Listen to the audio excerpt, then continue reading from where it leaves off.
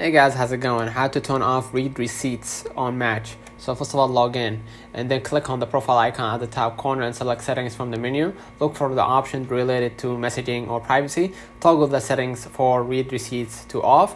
Make sure to save any changes made. Once done, your messages will not show as read to others. So let me know in the comments if this video helped you. Don't forget to like and subscribe, and thank you for watching.